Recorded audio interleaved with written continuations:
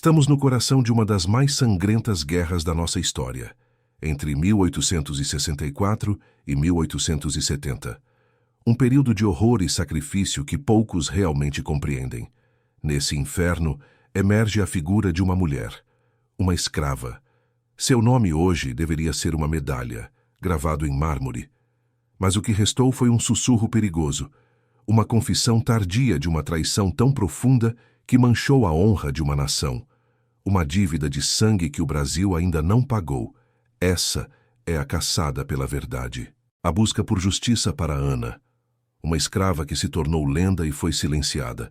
E você que nos assiste merece conhecer essa história até o fim. Deixe a sua nota de 0 a 10 nos comentários e se inscreva no canal para que mais histórias como a de Ana jamais sejam esquecidas. A história oficial registra o alistamento de voluntários da pátria, homens que se apresentavam ao combate movidos por um fervor patriótico. Mas essa era uma mentira conveniente. A verdade era muito mais cruel, muito mais sombria.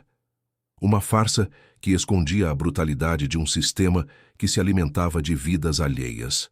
Coronéis locais, senhores de terras e de gente, como o famigerado Almeida, precisavam preencher cotas de recrutamento para a guerra. Soldados eram números, eram carne para o matadouro. Para Almeida, a guerra era um fardo, mas também uma oportunidade de consolidar poder e de proteger o que era seu. Seu filho, Bento, o herdeiro da fortuna e do nome, era fraco, doente, frágil, incapaz de suportar o fronte. Ele era valioso demais para ser jogado nas trincheiras. Outros teriam que pagar o preço, como sempre acontecia. Foi Ana, uma mulher de engenho, uma escrava.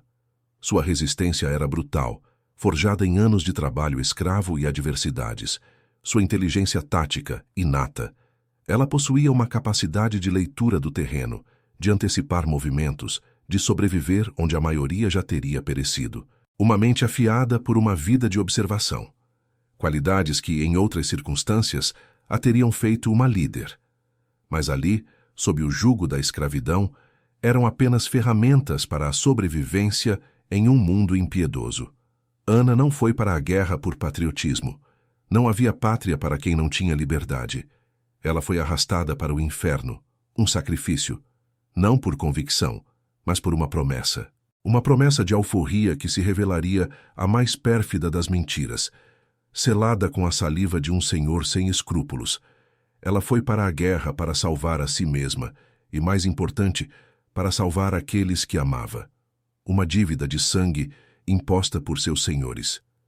Um fardo insuportável. Uma escolha impossível.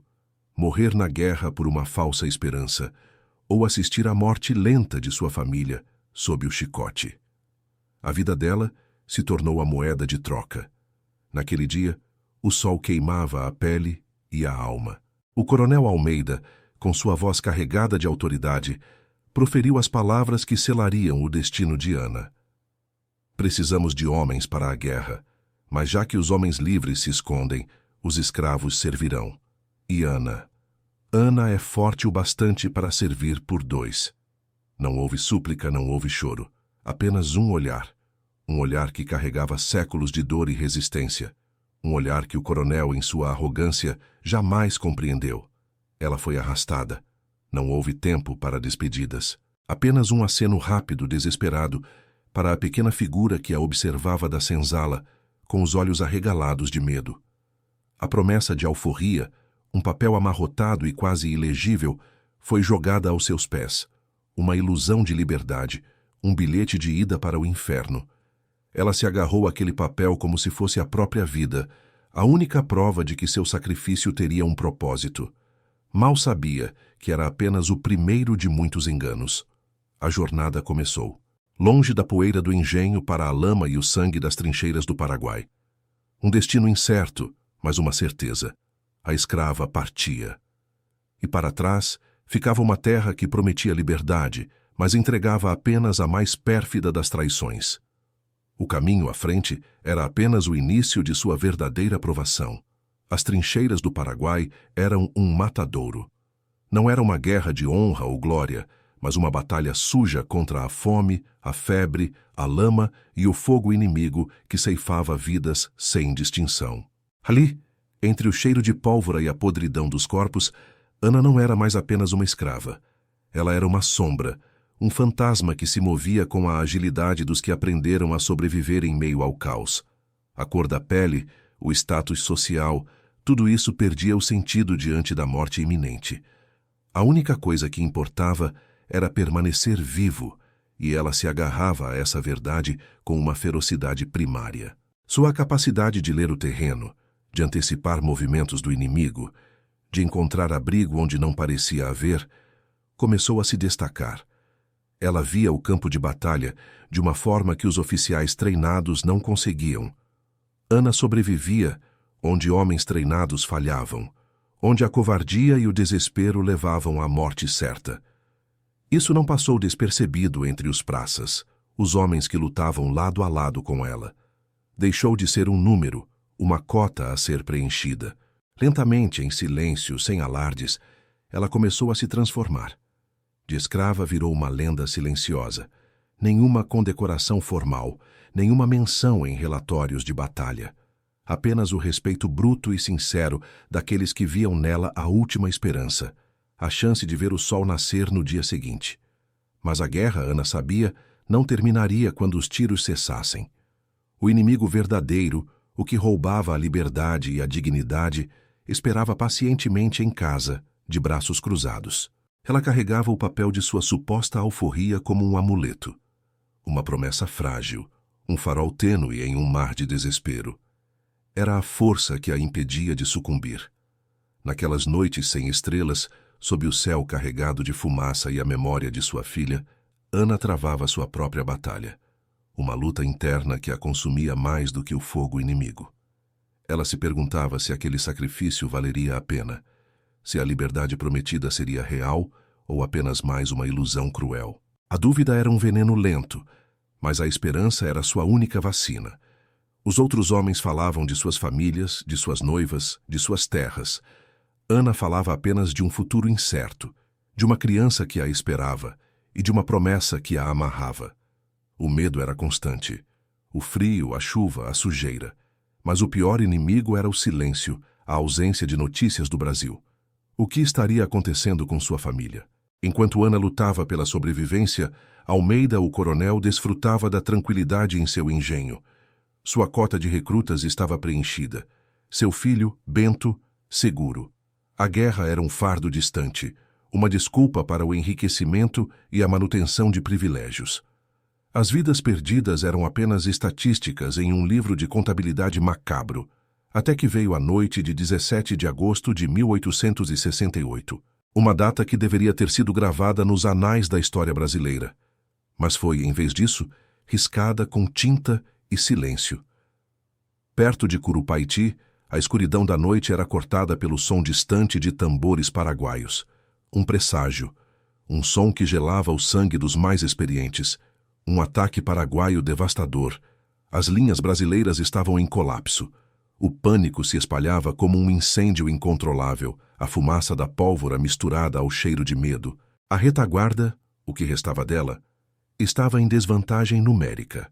Os gritos de comando se perdiam no caos, no som dos tiros e das explosões que rasgavam a noite. Ana, com um grupo reduzido de soldados exaustos e feridos, se viu encurralada. Não havia para onde correr. A morte parecia iminente, inegável, mas ali, naquele momento de desespero absoluto, ela fez o impensável. Ela não fugiu. Ela não se rendeu. Usando o terreno como arma, como um aliado silencioso, transformou a desvantagem em um inferno tático.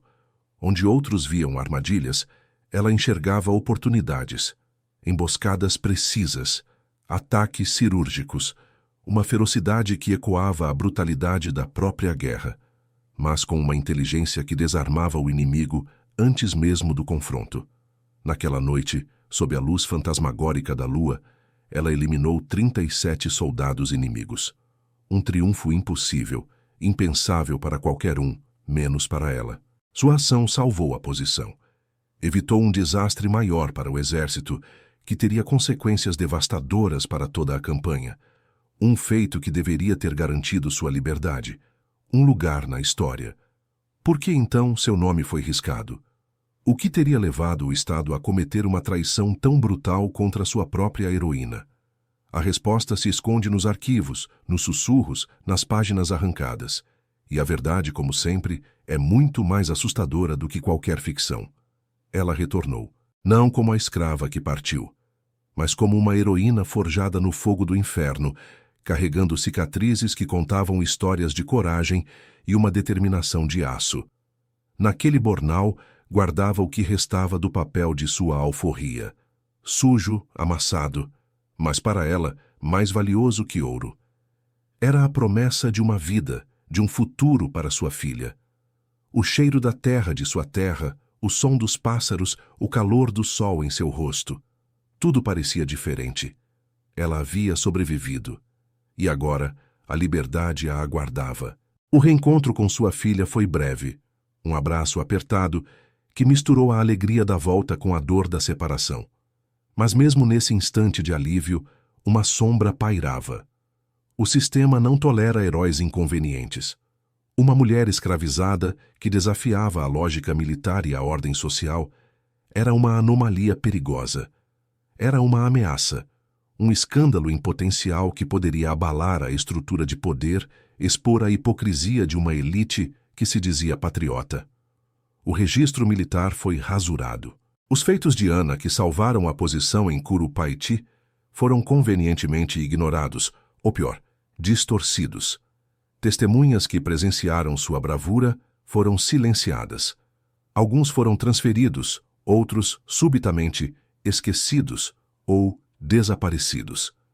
A glória de Ana se tornou uma vergonha nacional para aqueles que a enviaram à guerra em troca de uma falsa promessa.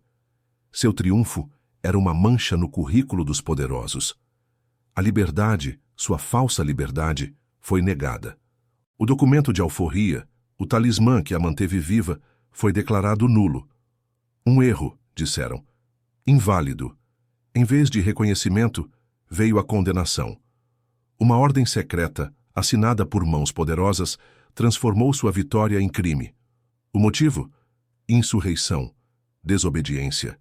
Mentiras forjadas para apagar um feito que expunha a hipocrisia de uma elite podre até a medula.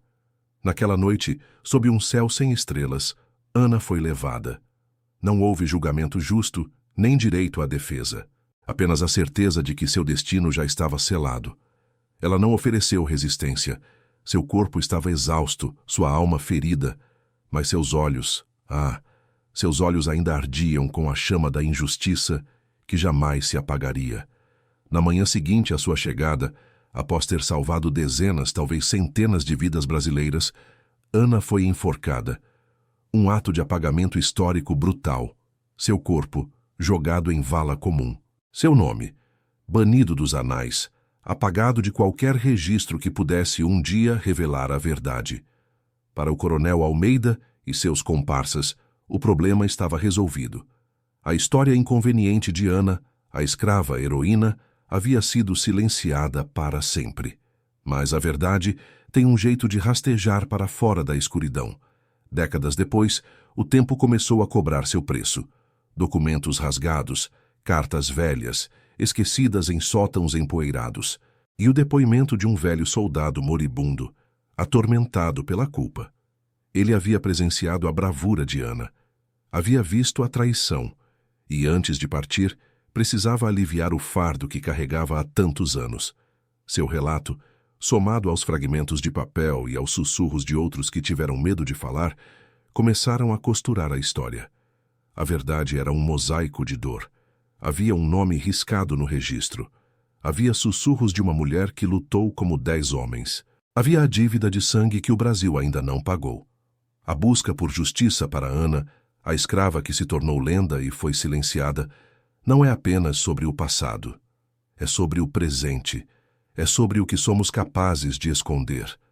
É sobre garantir que a história dela, seu triunfo e a traição do Estado jamais sejam esquecidos.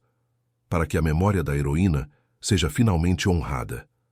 Para que sua história seja, enfim, contada.